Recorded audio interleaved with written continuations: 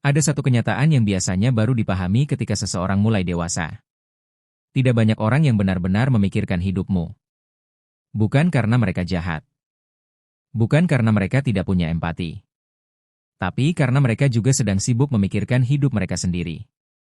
Mereka memikirkan tagihan mereka. Masalah keluarga mereka. Target mereka. Kecemasan mereka. Kesalahan mereka. Dan di tengah semua itu, hidupmu bukan prioritas utama mereka. Kedengarannya dingin. Tapi justru disitulah letak kebebasannya. Di sekolah, yang dilihat adalah nilai. Di pekerjaan, yang dilihat adalah hasil. Dalam bisnis, yang dilihat adalah performa. Tidak ada kolom khusus untuk menghitung berapa malam kamu tidak tidur. Tidak ada angka tambahan karena kamu sedang patah hati. Tidak ada bonus karena hidupmu sedang sulit. Dan ini bukan kritik. Memang begitulah cara dunia bekerja.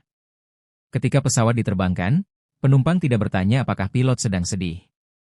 Mereka hanya ingin sampai tujuan dengan selamat. Ketika kamu memesan makanan, kamu tidak bertanya apakah kokinya sedang mengalami masalah pribadi. Kamu hanya berharap makanan itu sesuai pesanan. Hampir semua sistem dalam hidup bekerja seperti itu. Banyak orang menghabiskan energi untuk menjelaskan kenapa mereka belum bergerak. Kenapa mereka terlambat. Kenapa mereka gagal. Kenapa mereka belum bisa bangkit. Dan kadang penjelasan itu memang benar. Masalahnya, penjelasan tidak selalu mengubah keadaan. Seseorang bisa memahami alasanmu dan tetap tidak bisa menyelesaikan pekerjaanmu. Seseorang bisa bersimpati dan tetap tidak bisa menjalani hidupmu. Empati membantu. Tapi empati tidak menggantikan tindakan. Banyak orang hidup seolah sedang membuat presentasi tentang penderitaannya.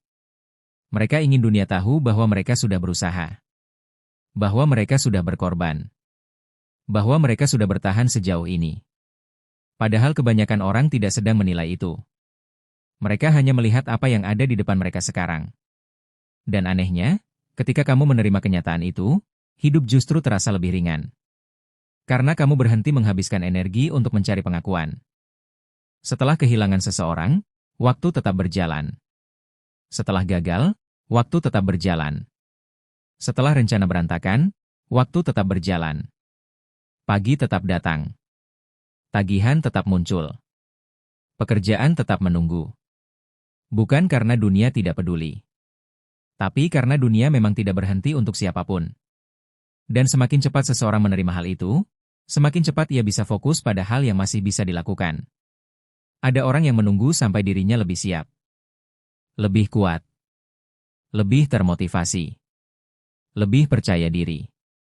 Masalahnya, kondisi seperti itu jarang datang lebih dulu.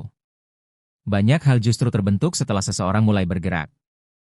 Bukan sebelum bergerak. Kepercayaan diri sering muncul setelah melakukan sesuatu berkali-kali. Bukan sebelum mencobanya. Ketahanan mental sering terbentuk setelah menghadapi masalah.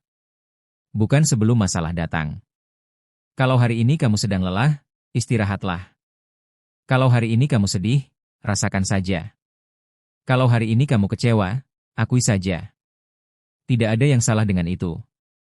Tapi jangan menjadikan perasaan tersebut sebagai alasan untuk berhenti terlalu lama. Karena besok pagi, hidup tetap berjalan. Pekerjaan tetap ada. Tanggung jawab tetap ada. Tujuanmu juga masih ada. Dan pada akhirnya, sebagian besar hidup tidak berubah karena apa yang kita rasakan. Sebagian besar hidup berubah karena apa yang tetap kita kerjakan meskipun sedang tidak baik-baik saja. Itulah bagian yang sering tidak menarik untuk dibicarakan. Tapi biasanya itulah bagian yang membuat perbedaan.